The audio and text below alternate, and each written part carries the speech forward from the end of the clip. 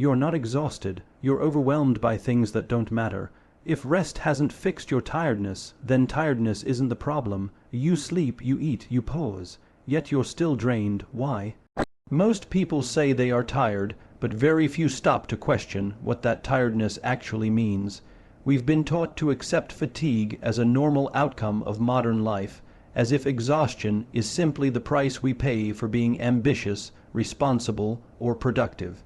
But what if that assumption is wrong? What if tiredness is not the root issue, but a signal pointing towards something deeper that we are ignoring? Real fatigue comes from physical depletion. It comes after hard labor, long hours of concentration, or emotional strain that has a clear source. That kind of tiredness makes sense. It asks for rest, recovery, and time. But most people today feel tired even when they haven't done anything particularly demanding. They wake up tired. They feel drained by midday. They feel exhausted at night without being fulfilled. That kind of tiredness is different. That kind of tiredness is not caused by effort. It is caused by fragmentation. When your energy is constantly pulled in multiple directions, the mind never fully engages with anything. It is always switching, adjusting, reacting. This constant shifting creates mental friction, and friction produces fatigue. Not because the task is hard, but because the brain is never allowed to settle into meaningful work. You are not worn out from doing too much. You are worn out from doing too many disconnected things that don't align with a clear purpose. The human mind is remarkably resilient when it understands why it is doing something. People can endure pressure, long hours, and even discomfort when the effort feels meaningful. History shows this again and again. Individuals who believed in a cause worked beyond what seemed humanly possible. Not because they had more energy than everyone else, but because their energy had direction. Without direction, even small tasks feel heavy. This is where most people misunderstand fatigue. They assume the solution is to slow down, to step back, to do less. And sometimes rest is necessary, but rest without clarity only postpones the problem. You can sleep 8 hours and still wake up exhausted if your day has no focus. You can take a break and still feel drained if you don't know what you're returning to. The body recovers faster than the mind, and when the mind lacks purpose, the body follows it into exhaustion. Distraction turns simple tasks into draining ones. When your attention is divided, every action requires more effort than it should. Imagine driving with one foot on the gas and one foot lightly touching the brake. You are still moving, but you're burning fuel inefficiently. Over time, the engine overheats. That's what distraction does to your mental energy. You're active, but you're not progressing in a way that feels satisfying, and the mind interprets that inefficiency as tiredness. There is also an emotional cost. When effort doesn't produce a sense of progress, frustration builds. Frustration drains energy faster than work ever could. You start questioning yourself, your abilities, your discipline. You mistake mental overload for personal weakness. You tell yourself you're lazy or unmotivated, when in reality, your energy is simply being misused. Fatigue, in this sense, becomes a warning sign. It's the mind's way of saying that something is off alignment, that your actions are not connected to a clear intention, that your attention is scattered across priorities that don't reinforce each other. Ignoring that signal and trying to push harder only deepens the exhaustion. It's like turning up the volume on static instead of tuning the signal. When people rediscover clarity, something remarkable happens. They don't suddenly get more hours in the day, their responsibilities don't magically disappear, but their energy returns, tasks feel lighter, focus sharpens, momentum builds, not because life became easier, but because efforts started to make sense again. Understanding that fatigue is often a symptom changes the way you approach productivity, motivation, and discipline. Instead of asking how to get more energy, you begin asking where your energy is going. Instead of blaming your body or your willpower, you examine your focus. You start recognizing that tiredness is not always asking for rest. Sometimes it is asking for direction. Most people believe distraction is a problem because it wastes time. They measure it in minutes lost, hours gone, days that didn't go as planned. But time is not the first thing distraction takes from you. Purpose is. Long before you notice the clock moving faster than you expected, distraction quietly disconnects you from why you are doing what you are doing in the first place. Purpose gives context to effort. It turns action into something meaningful. Without it, even the most productive day can feel empty. Distraction interrupts that connection. It pulls you away from intention and replaces it with reaction. Instead of choosing your actions, you begin responding to whatever appears in front of you. Messages, updates, opinions, and endless streams of information start to dictate your direction, and over time, you forget that you ever had one. When purpose is clear, focus follows naturally. You don't need to force discipline as much because you understand the reason behind the effort. But when distraction dominates your attention, purpose becomes blurred. You may still be busy. You may still complete tasks, but the work feels hollow. You move, but you don't feel like you're going anywhere. This is where frustration begins, not because you're incapable, but because your actions are no longer anchored to meaning. Distraction thrives on immediacy. It demands attention now, not because it is important, but because it is loud. Purpose, on the other hand, is quiet. It doesn't shout, it waits. And in a world that constantly rewards speed and reaction, the quiet things are often the first to be ignored. The danger is not that you miss a notification or fall behind on information. The danger is that you slowly lose sight of what actually matters to you.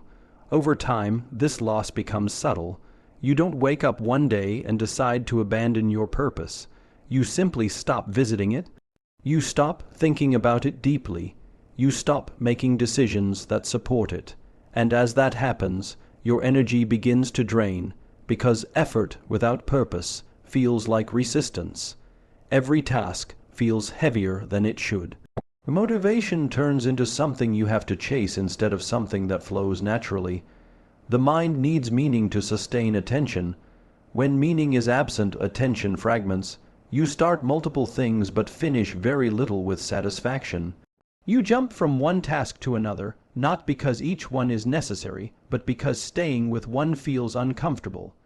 Distraction trains the brain to avoid depth, and without depth there is no fulfillment. There is movement, but no progress that feels real. This is why people often feel exhausted after a day of constant activity, yet struggle to name a single meaningful accomplishment. Their time was filled, but their purpose was not served. Distraction gave them the illusion of productivity while quietly eroding the reason they started working in the first place. And when purpose erodes, energy follows it. Distraction also reshapes priorities without your consent. What you pay attention to repeatedly begins to feel important, even if it isn't. The urgent replaces the meaningful. The visible replaces the valuable. Slowly, you begin organizing your life around what interrupts you most, not around what fulfills you most. And this misalignment creates internal tension, a constant sense that you are busy but not satisfied. Reconnecting with purpose requires awareness before action. You have to notice where your attention goes when it's not guided. You have to recognize how often you trade long-term meaning for short-term stimulation.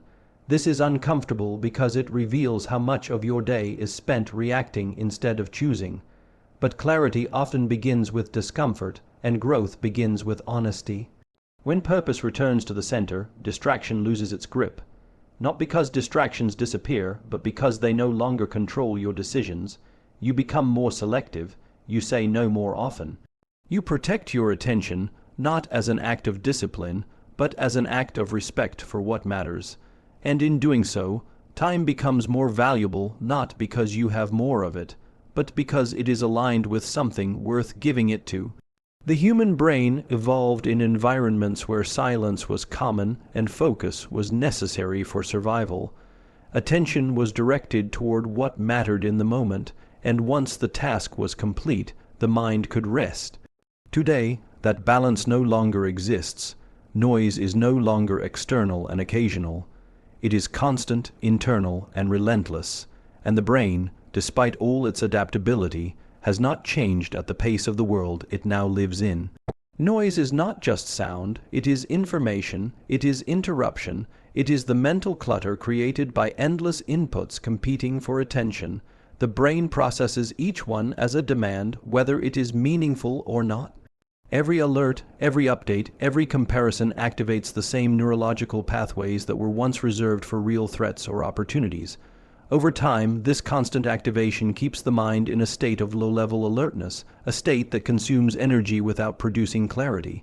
The brain functions best when it can focus deeply on one thing at a time. Focus allows neural pathways to strengthen, ideas to connect, and understanding to deepen. Constant noise breaks that process.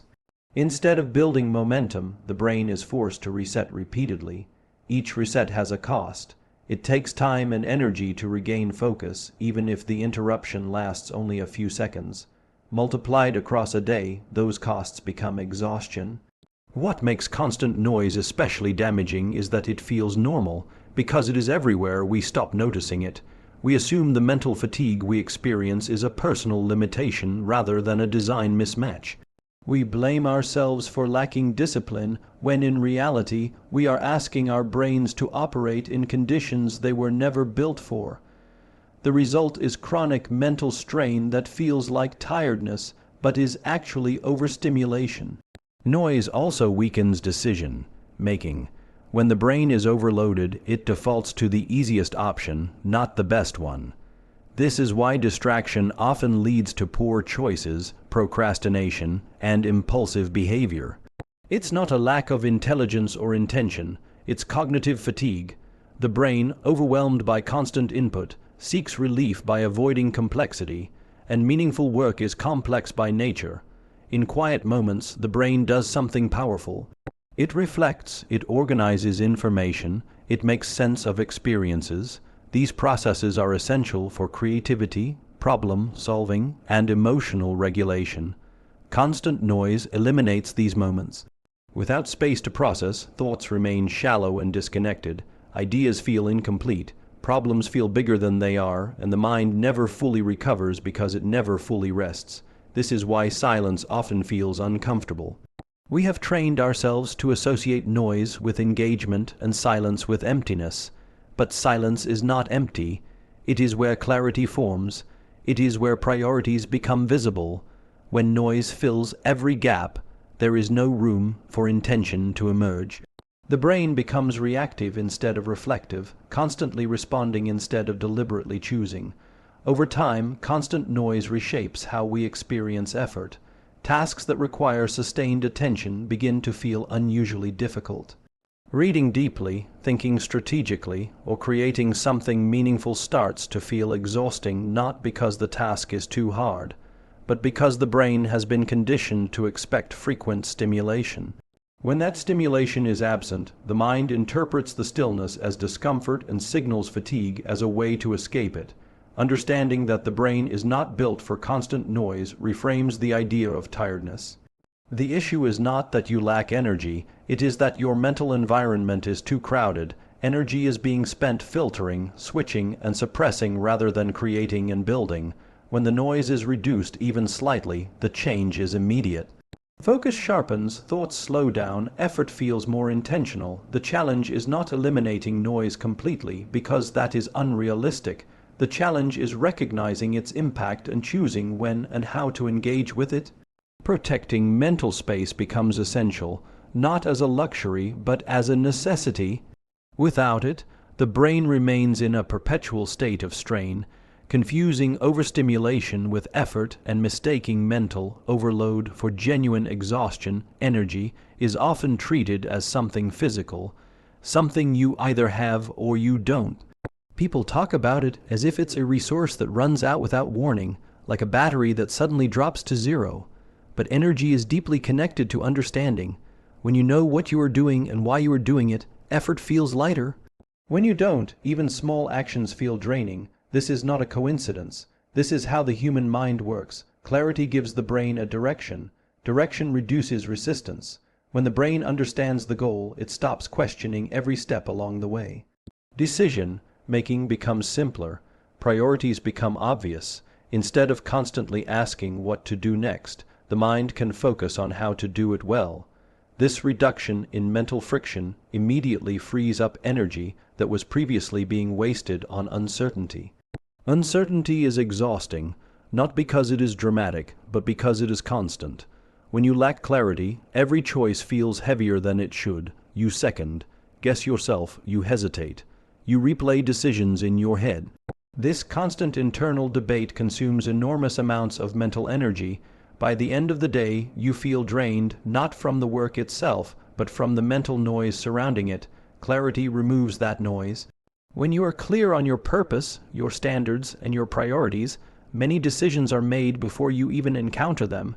You know what deserves your attention and what doesn't. You know what aligns with your direction and what pulls you away from it. This creates a sense of calm momentum. You are moving forward without constantly fighting yourself. This is why people often feel energized when they finally make a clear decision, even if that decision leads to more work. The workload may increase, but the mental burden decreases. The brain prefers a difficult path with a clear direction over an easy path with constant ambiguity. Clarity turns effort into something intentional rather than something reactive. When clarity is missing, motivation feels unreliable. You wait to feel inspired before taking action. You look for external triggers to push you forward. But when clarity is present, action creates motivation, not the other way around. Each step reinforces the reason behind it. Progress becomes visible, and visible progress fuels energy. Clarity also creates emotional stability. When you know what matters, setbacks feel less personal. Obstacles are seen as part of the process rather than signs of failure. This perspective preserves emotional energy, which is often more fragile than physical energy. Emotional exhaustion comes from feeling lost, not from feeling challenged. Many people try to solve their lack of energy by changing habits, routines, or environments. While those things can help, they are secondary. Without clarity, no system sustains itself. You can have the best schedule in the world, but if you don't believe in what you're doing, you will constantly resist it. Clarity removes that resistance because it connects action to meaning. The moment clarity enters your life, time feels different. Hours feel fuller, not longer. Work feels more immersive. Distractions lose their appeal because they no longer offer escape from confusion. Focus becomes easier because the mind understands what it is protecting. Energy flows not because you are forcing it, but because you have removed what was blocking it. Clarity is not about having every answer. It is about knowing enough to move forward with confidence. It is about understanding your direction even when the path is still forming. This kind of clarity does not eliminate uncertainty, but it gives uncertainty a context. And context transforms anxiety into curiosity. When people say they feel energized by purpose, this is what they mean. It's not an emotional high. It's a steady, sustainable drive that comes from alignment. When your thoughts, actions, and values point in the same direction, energy becomes a natural byproduct. The mind stops wasting effort on internal conflict and redirects it toward progress. Focus is often misunderstood as something you either have or you don't. People label themselves as easily distracted or naturally disciplined, as if attention were a fixed trait decided at birth. This belief is comforting because it removes responsibility. If focus is a talent, then struggling with it is not your fault, but it's also limiting because it suggests that improvement is out of your control. In reality, focus is not a gift reserved for a few. It is a decision repeated over time. Every day, you choose where your attention goes, even when it doesn't feel like a choice. You may not consciously decide to get distracted, but you do decide whether to protect your attention or leave it exposed. Focus begins with what you allow into your mental space. The environment you create, the habits you reinforce, and the standards you set all influence your ability to concentrate. None of these require talent, they require intention. When people say they can't focus, what they often mean is that they are uncomfortable with stillness. Focus demands presence. It asks you to stay with a task even when it becomes difficult, boring, or uncertain. Distraction offers immediate relief from that discomfort. It provides stimulation without commitment. Over time, choosing distraction becomes automatic, not because focus is impossible, but because avoidance has been practiced more often. The brain adapts to what it repeatedly does. If it is trained to switch constantly, sustained attention feels unnatural. If it is trained to stay, focus feels normal. This means focus can be rebuilt, not by forcing concentration for long periods, but by making small, deliberate choices consistently. Each time you choose to return your attention to what matters, you reinforce the ability to do so again. Focus is also tied to values. You pay attention to what you care about. When focus feels difficult, it's often because the connection between the task and your values is weak or unclear. Strengthening that connection makes attention more natural. This is why people can focus intensely on things they believe in, even under pressure. Their focus is not driven by discipline alone, but by meaning. Choosing focus also means choosing limits. You cannot give full attention to everything, and trying to do so guarantees that nothing receives your best effort. Saying no is not a failure of ambition, it is a strategy for depth. Focus requires trade-offs. You protect one thing by letting go of another. This can feel uncomfortable in a culture that rewards availability and constant engagement, but depth has always required sacrifice. Another misunderstanding about focus is that it should feel effortless. In truth, focus often feels challenging, especially at first. The presence of difficulty does not mean you are failing. It means you are engaging with something that matters. Discomfort is not a signal to stop. It is often a signal that you are doing the right kind of work. The choice is whether to escape that discomfort or stay with it long enough for clarity to emerge. Over time, choosing focus changes how you experience effort. Work becomes more immersive, time passes differently, you feel less scattered and more grounded. This is not because the world becomes less distracting, but because you become more deliberate. You stop waiting for perfect conditions and start creating boundaries that support your attention. Focus also restores a sense of control. When your attention is constantly pulled by external forces, life feels reactive. You feel busy but not effective. Choosing focus reverses that dynamic. You become the one deciding what deserves your energy. This sense of agency is energizing in itself.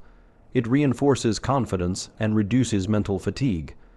Understanding focus as a choice shifts the narrative around tiredness and motivation. Instead of blaming yourself for lacking discipline, you begin examining the decisions you make about your attention. Instead of chasing productivity hacks, you strengthen your ability to stay present. Focus becomes less about willpower and more about alignment, intention, and consistency.